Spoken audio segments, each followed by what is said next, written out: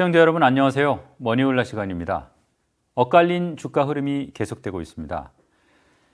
오늘은 2분기 이후 증시 전망해보고 투자 전략 점검하는 시간 갖겠습니다. 이경민 대신증권 투자전략팀장 모셨습니다. 어서 오십시오. 네, 안녕하십니까. 네.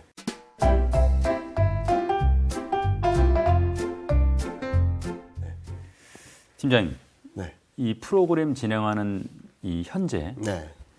증시는 어떤 상황이라고 보고 계십니까? 일단은 너무 많은 악재들이 굉장히 산적해 있다라고도 말씀드릴 수 있겠는데 증시 흐름은 생각보다는 좀 단단하다. 그 이유는 악재가 좀 많이 선반영되었고 최근 들어서는 호재라고 말할 수 있는 변화들이 조금씩 들어오면서 악재와 호재 간의 그 힘겨루기, 시속 게임 그런 것들이 이어지다 보니까 좀 박스권 등락을 이어가고 있다라고 생각하고 있습니다. 뭐 물론 불확실성 변수들이 아직 많이 남아 있고 호재의 힘이 아직까지 약한 모습들을 보여주고 있지만 아마도 등락이 있다고 한다면 또는 뭐 일시적인 가격 조정이 있다 한다면 매수 기회로 삼아도 될 만큼의 지수 레벨 그리고 시간이다라고 생각을 하고 있습니다. 이제 하나 더 짚고 가겠습니다. 네. 뭐 지금 설왕설래인데 3월 말경에 이제 미국채 10년물하고 2년물 네. 장단기 금리 차가 잠시 역전이 된 적이 있어요. 맞습니다. 경기 침체 전조 아니냐? 네. 뭐 이런 우려인데 팀장님은 어떻게 보십니까? 일단은 현상만 놓고 본다면 가능성은 있다라고 말씀드리겠지만 최근 흐름들을 보면은 10년물, 2년물만 역전되었을 뿐 10년물, 3개월물, 10년물 기준금리 그러니까 좀 단기 채권, 더 단기 채권들과의 금리 차이는 좀 역전됐다라기보다는 더 확대되고 있거든요. 서로 간의 엇갈린 모습들을 보여주고 있습니다.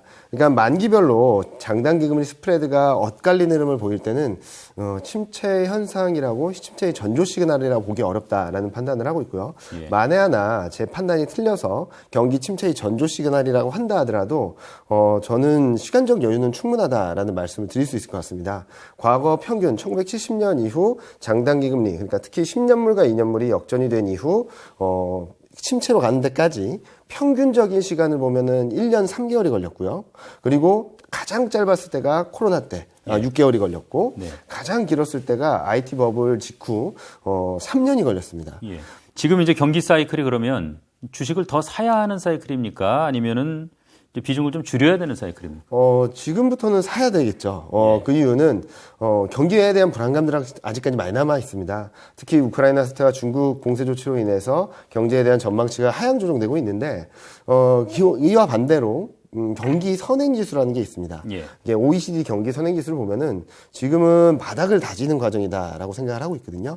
특히 미국 같은 경우는 최근 들어서 좀 상승 반전을 하는 모습을 보이기도 하고요. 즉, 경기가 둔화 사이클을 이제 둔화 사이클의 막바지에 있는 것이지 지금 고점에서 꺾이는 모습을 보이는 상황이 아니라서 저는 2분기부터는 좀 경기 사이클만 온다 하더라도 좀 매수 관점에서 접근해야 될 시점에 도래했다라고 생각합니다.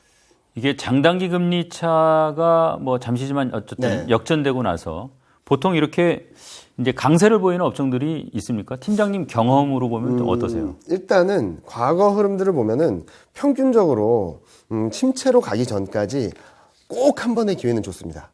짧게는 한 10% 정도의 상승이 있었고요. 증시 측면에서.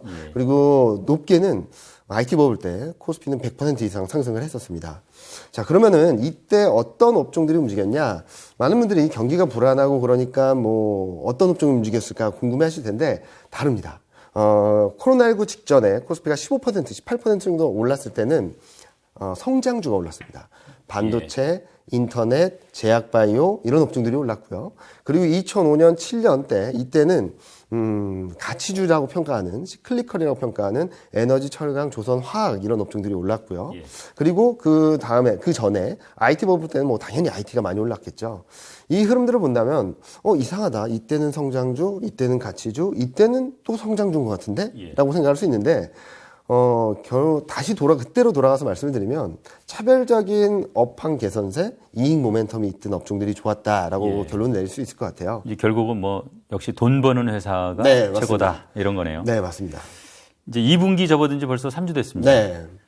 이제 2분기부터는 뭐 상황이 좀 좋아질 걸로 보시는 거죠? 저는 좀 좋아지지 않을까라는 생각을 하는데요. 앞서도 말씀드렸던 것처럼 지금 2분기부터는 경기 사이클이 턴어라운드하는 국면으로 진입한다는 말씀을 드렸었는데요.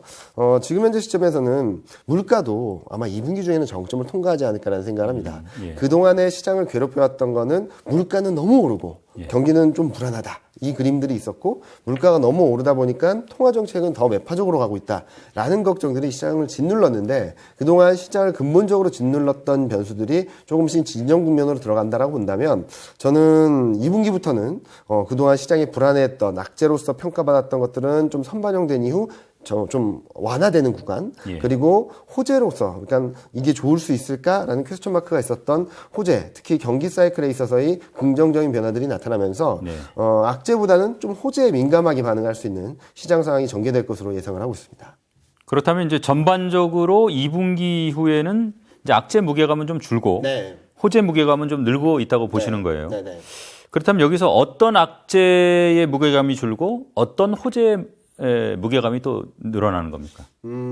지금 현재 본다면은 악재와 호재가 있는데 많은 분들이 악재가 너무 많다라고 생각하실 수 있을 것 같아요. 예. 그런데 한국 같은 경우는 작년부터 지금 10개월 이상 조정을 받고 있고요. 예. 미국 같은 경우도 연초 이후, 급락 이후 좀 급반 등락을 이어가고 있죠. 자, 그러면은 이 과정에서 악재들이 뭐였을까? 좀 예. 올해만 또 따로 떼놓고 보겠습니다. 일단 가장 시장에 부담되었던 것은 미국 통화정책. 금리 인상과 유동성 흡수 두 가지 이슈가 있을 텐데 금리 인상은 지금 시장이 대부분 반영을 하고 있다라고 생각합니다. 예. 특히 최근에는 양적 긴축까지도 반영을 하면서 단순하게 금리 인상에 대한 걱정들을 선반영한다는 것을 넘어서서 예. 이번 미국 통화정책 정상화, 금리 인상, 양적 흡수, 유동성 흡수 이런 것들을 대부분 선반영을 하고 있다라고 생각하거든요. 예. 그리고 또 하나는 우크라이나 사태 그리고 중국 봉쇄 조치도 일정 부분 반영이 되었기 때문에 더 악화만 되지 않는다면 충격 변수는 되지 않을 거라고 생각하고 있습니다. 예. 이제 관련된 질문인데요. 네. 그러면은 이게 이제 예를 들어서 악재라는 게 이제 해소가 돼야 이제 증시가 좋아지는 겁니까? 아니면 그 악재의 부담이 다소 좀 줄어들어도 주가는 충분히 좋아질 수 있는 겁니까? 어떻습니까? 저는 해소되지 않고 남아있다 하더라도 예.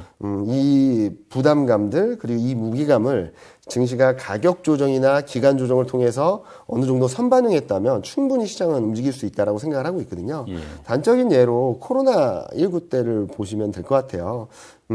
코스피, S&P 500 둘 다 3월 23일, 3월 셋째 주에 저점을 찍고 급반등을 했습니다. 예.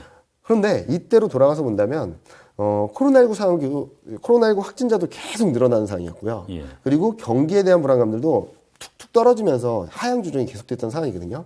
코로나19 확진자 수가 잡힌 것은 4월 중순이 지나서 잡혔고요. 예. 그리고 경기에 대한 불안감들이 진정된 것은 5월이 들어가서 진정됐습니다. 네. 자, 그러면은 코스피나 미국 증시, 글로벌 증시가 어떻게 해서 3월 23일 날 저점을 찍었을까? 예.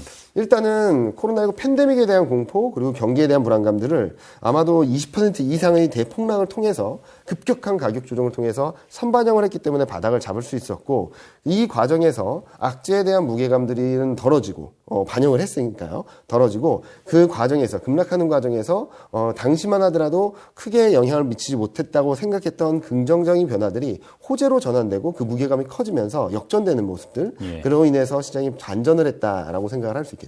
이제 그래도 이제 일각에서는 네. 그때는 이제 뭐 워낙 많은 유동성을 네, 그냥 네, 네. 퍼붓지 않았냐. 네, 맞습니다. 지금은 이제 그런 여력이 좀 없으니까 아무래도 그때만큼 기대하기는 어렵지 않느냐. 이제 네. 이런 반론도 있단 말이에요. 네, 맞습니다. 거기에 대해서는 좀 어떻게 생각하세요? 일단은 그 당시보다 지금 유동성 환경은 2배 이상 커져 있고요. 예. 기본적으로 커져 있다라는 말씀을 드리고 싶고요. 두 번째로는 그때는 경기 침체 안에서의 유동성 공급이라는 측면에서 정책적인 동력이 들어왔다라고 본다면 지금은 자생적인 경기 회복세를 기대해 볼 수 있는 환경이다라는 말씀을 드리고 있습니다. 예. 지금 이렇게 경기가 불안한데 무슨 자생적인 경기 회복이냐? 미국은 고용이 굉장히 좋아지고 있습니다. 그리고 유럽도 펜트업 디맨드라 그래서 그동안 억눌렸던 수요들이 좀 올라오려고 했는데 우크라이나 사태 때문에 좀 막혀 있죠.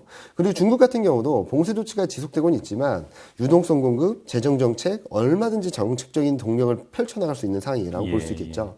이런 것들이 좀 풀리게 된다면 아마 그동안 증시나 금융시장에 압박을 했었던 병목 현상도 좀 완화되는 그림들을 보여주면서 아마도 시장은 좀 자연스럽게 우상향하는 그림들을 만들어가지 않을까라는 예상을 하고 있습니다.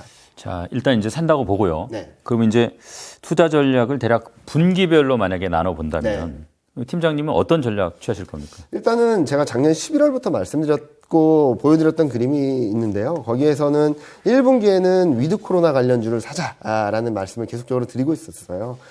그 이유는 글로벌 전반적으로 위드 코로나로 갈 수 있고 거기에 대한 기대감들이 선반영되고 연초다 보니까 2022년 실적이 뭐가 좋을까를 봤을 때 최상위권에 있는 게 위드 코로나 관련주였거든요. 그런 측면에서 좀 바라봐야 된다라는 말씀을 드렸고 그 다음에 이제 경기가 바닥을 잡고 턴어라운드하는 국면에서는 수출주, 반도체, 자동차 그리고 구조적인 성장주, 2차 전지 인터넷을 사야 된다는 말씀을 드리고 있는데요. 수출주와 구조적 성장주 지금부터 계속적으로 모아간다는 생각으로 접근을 하신다면 아마 올해 내년까지 좀 이번 다시금 올라가는 상승 사이클에서 시장을 좀 이길 수 있는 전략이 되지 않을까라는 생각을 하고 있습니다. 자, 그러면 이제 섹터별로도 좀 네. 보죠.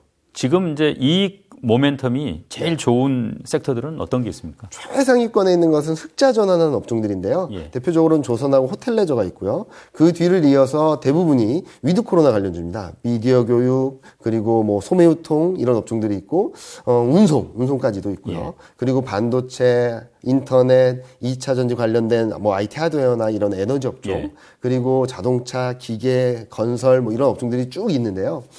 그런 업종들을 본다면 전반적으로 IT 플러스 자동차 플러스 위드 코로나 관련주 이와 함께 몇 안 되는 뭐 시클리컬 업종들이 좀 포함되어 있다라고 볼 수 있겠죠. 이게 이제 수출 비중이 큰 반도체, 뭐 자동차. 네. 하반기 전망은 어떻게 하고 계시고 또 네.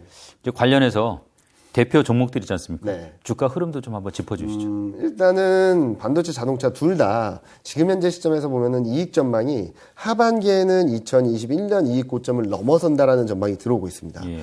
반도체 같은 경우는 꾸준히 상향 조정되면서 거기에 대한 기대감들을 좀 더 높게 가져갈 수 있다라고 생각하고 있는데 자동차는 조금 확인해야 될 것 같아요. 왜냐면은 우크라이나 사태가 있었고요. 그리고 또 최근 들려오는 소식을 들어본다면 반도체 공급 불안이 계속되고 있다는 것들이 있어서 아마 1, 4분기 실적을 확인하고 컨퍼런스 콜에서 어떤 얘기를 하는지 조금 확인하면 올해 하반기에 진짜로 작년 이익 고점을 넘어설지 아니면 좀 더 지켜봐야 될지 좀 가늠이 될 수 있다고 생각을 하고 있어서 둘 다 하반기 이익 레벨업을 기대는 하고 있지만 자동차 같은 경우는 1분기 실적 그리고 컨퍼런스 콜 회사의 가이던스를 좀 확인하자라는 말씀을 드리겠고요.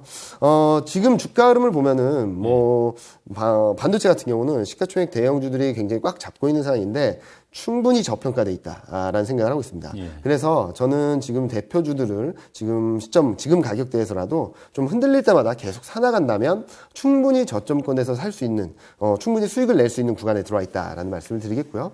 자동차는 최근 좀 반등이 좀 세게 나왔거든요. 예. 그래서 지금 빠르게 접근하기보다는 조금 시간을 두고 앞서 말씀드렸던 바와 같이 1분기 실적을 확인한 뒤에 접근을 하셔도 크게 무리가 없다라고 생각하고 있습니다.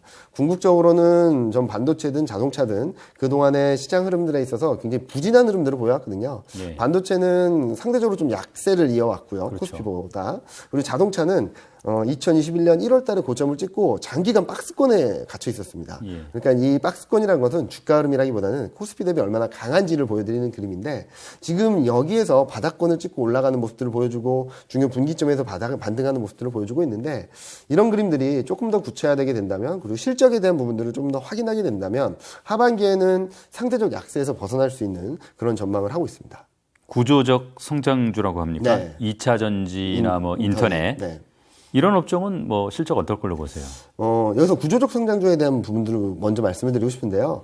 성장주라고 하면 막연하게 고밸류, 고성장 종목들을 말씀 많이 하시는데 제가 여기서 굳이 구조적이라고 말씀드린 이유는 실적이 탄탄하게 꾸준히 레벨업되는 모습들을 보여주는 업종을 네. 따로 구분을 했습니다. 그래서 인터넷과 2차 전지를 따로 구분해드렸는데요.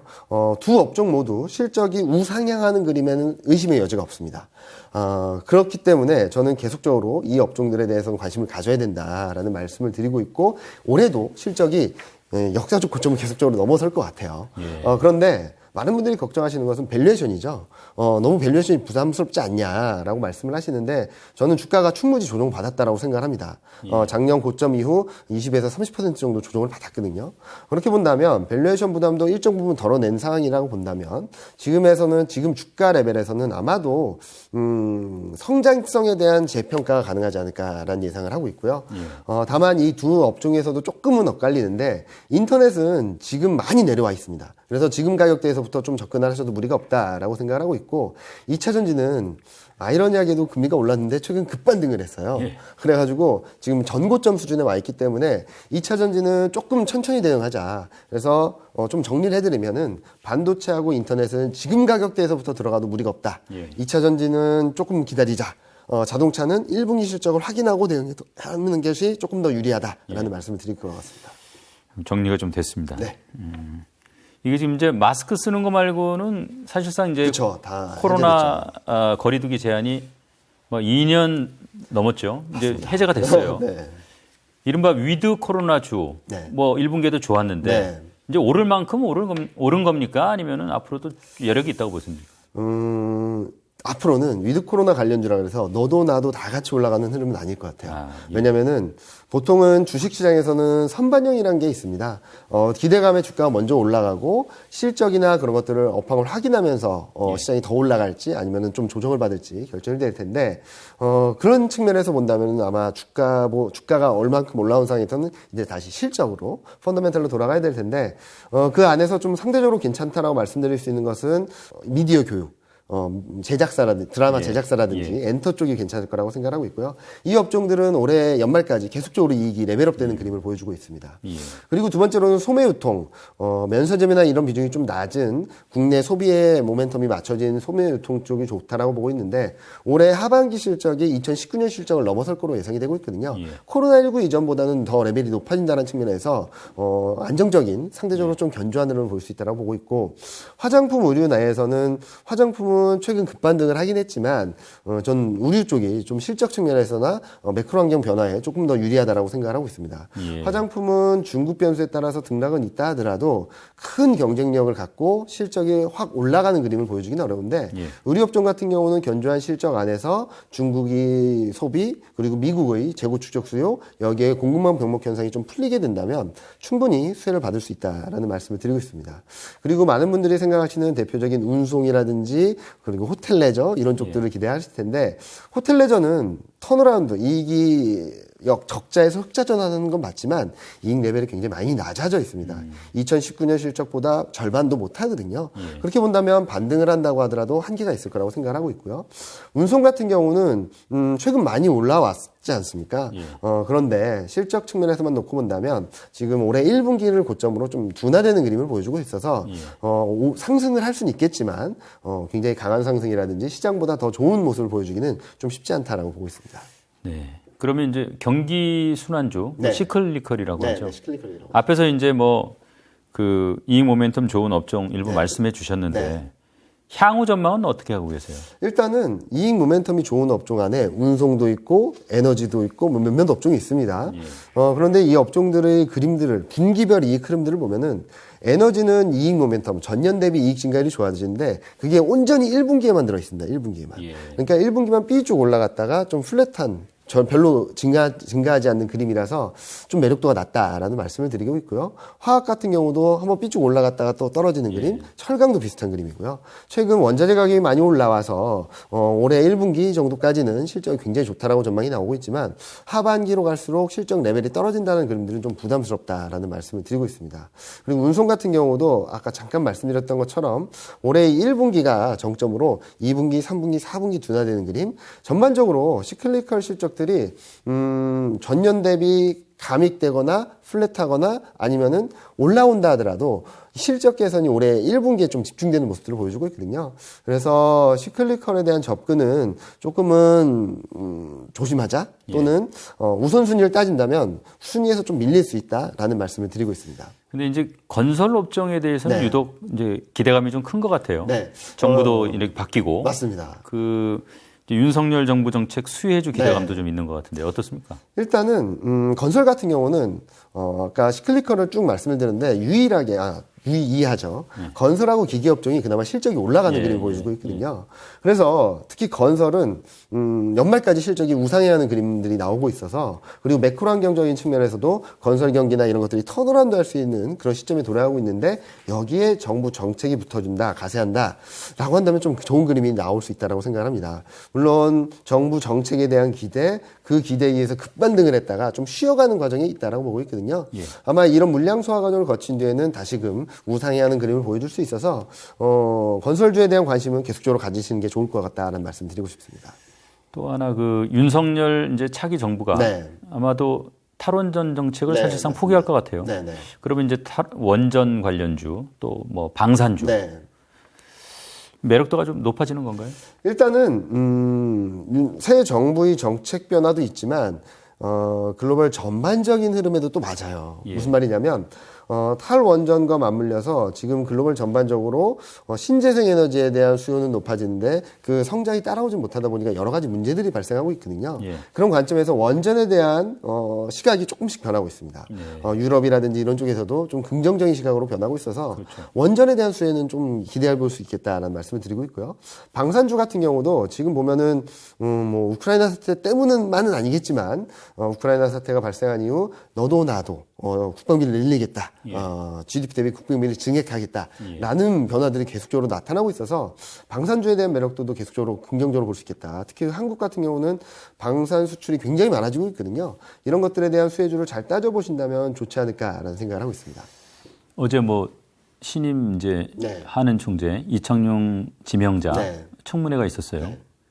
이제 신임하는 총재의 뭐 스탠스가 어제 이제 구체적으로 좀 나왔는데 증시에는 어떤 영향을 미칠 걸로 보세요? 일단은 글로벌 트렌드에 맞춰서 물가에 대한 포커스를 좀 많이 말씀을 하신 것 같은데 한국 금리 인상이 한국 증시에 어마어마한 충격을 주지는 않을 것 같아요. 어떤 변수가 되지도 않고 일시적인 변수는 될 수 있어도 잘 가던 증시를 갑자기 꺾어버린다는 거나 잘 막 흔들리는 증시에 갑자기 상승 동력이 되거나 그러지는 않는다고 보고 있는데 그렇게 보는 이유는 한국 증시의 구성비를 보면은 여전히 대외 노출도 수출 의존도 이런 데에 좀 더 민감하거든요. 예. 그래서 한국의 금리 인상보다 미국 금리 인상 유럽 금리 인상, 글로벌 트렌드에 좀 더 예민하게 반응을 하는 것으로 보고 있어서 한국은행의 금리 인상이라든지 그런 스탠스가 한국 증시에 큰 영향을 주진 않을 것 같다라는 말씀을 드립니다. 다만 주목해서 봐야 될 것은 금리 인상 기조가 빨라지게 된다면 대출 금리라든지 소비 심리라든지 그리고 주택 경기라든지 내수 시장에 어떤 영향을 주는지는 좀 꼼꼼히 따져봐야 될 것 같습니다. 미국 주식에 대한 선호도가 굉장히 많이 높아졌지 않습니까? 예. 한국 증시 역시 안 돼. 미국으로 가야 돼. 이런 분위기가 굉장히 강한데요. 저는 거꾸로 말씀드리고 싶습니다. 이제부터는 좀 미국 주식도 좋긴 하지만 예. 한국 주식을 다시 봐야 될 때가 아닌가라는 말씀을 드리겠고요. 단적인 예로